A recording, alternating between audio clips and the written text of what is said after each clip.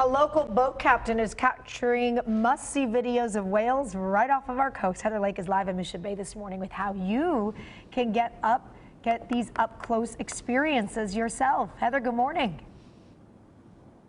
Hey, good morning. Yeah, so it's really cool. It all leaves right at Mission Bay, and this is a boat captain and his entire crew we're out with this morning who have been featured on Nat Geo, Discovery Channel, and some of the videos are absolutely mind-blowing. And what's really cool is the experience is in one of these boats that we're in right now. So pretty small, really cool, intimate experience, and Dom here is going to talk a little bit about it. We can introduce the crew while we're at it too, because these are the people that make all the magic happen. Yes, we got Kyle at the helm right now, then we got Taylor, and we have Jen in the corner. Jen's one of the best photographers I've ever seen out here. Taylor and Kyle are both divers, and they're a great addition to the team too. So you've got a couple of drones, you've got Yes. cameras, and you've got GoPros, all to make all this happen. And we'll go ahead and start showing some of the videos.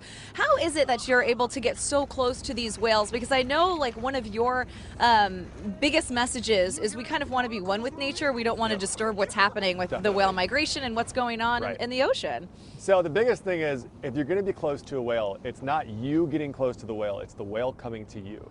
So if you keep a respectable distance, if you keep your speed down and you don't over approach the animals, a lot of times they'll get curious and come up to us. And it's also understanding different species and which species will do that.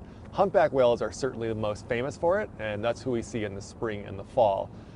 So really we let the whales dictate those terms, and us being such kind of a small vessel and not a giant boat, they do tend to show curiosity towards us more than potentially other boats. In some of the drone footage that we're seeing, this is kind of the safe way to capture the gray whale migration, because it is really important as they're coming back down. And when we see them here, they're with their babies a lot of the time. Exactly. And so being able to stay a safe distance but still be able to see them is pretty cool. Yeah, that's the biggest thing for us, is we don't want to be invasive. That's our #1 goal. We want to be able to do responsible whale watching that does get really amazing close looks, that also though doesn't force the issue on that. So gray whales in particular, they have such a long migration. It's 12,000 miles, there's no food. When they're passing by San Diego, their main goal is just to get to their next destination. So we want to make sure we don't impede that and we can stay a good safe distance away, but also by using drones and some of our other photography equipment, get some really spectacular images that we can share with the world. And that's what we see this time of year. Another really cool video that you guys got underwater, something that I didn't even know we could see off the coast of San Diego.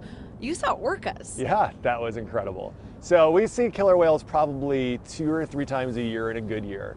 And we do a couple of different style of tours. So we also run like full day trips. Cool. And on those trips, we can go much further offshore, especially when it's nice out, and get to some different waters where we see different species that aren't on the coast as often. And on this most recent one, when it was just a crew trip actually, we went out just trying to find something cool. And we found the coolest thing you can find when we found killer whales.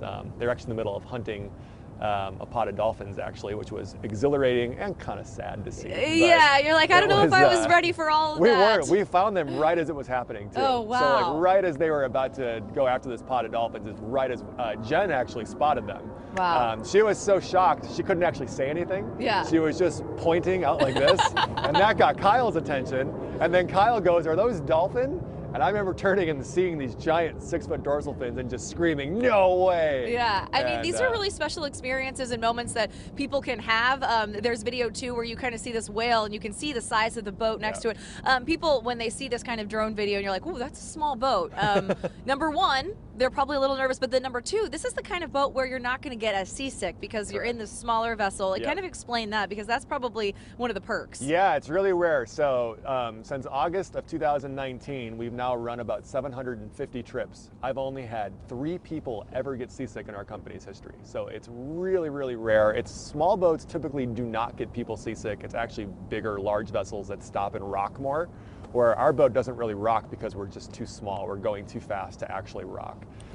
So that's really enjoyable. And how far offshore are people seeing whales right now? Like when you're taking people So on the we're in weekends? gray whale season right now. So we're only going 1 to 3 miles offshore at most. That's one of the best things about this time of year, is we don't have to go very far. We're like in the summer for blue whales, we're going 9 to 15 miles offshore, which is a little different. But gray whales, they migrate right along the coastline, usually in pretty shallow water. And right as we get really now until the end of February, middle of March, it's a really steady flow where we'll see as many as double-digit gray whales on a trip. I was going to say, do I dare ask the question of what happens if you don't? I'm like, this isn't wood. If you don't see a whale when you go out for a tour. Well, the nice thing is we have the highest density of dolphins of anywhere in the world. Okay. So even if there's not a whale on your specific tour, which this time of year would be really rare, your odds of seeing dolphins are like 99%.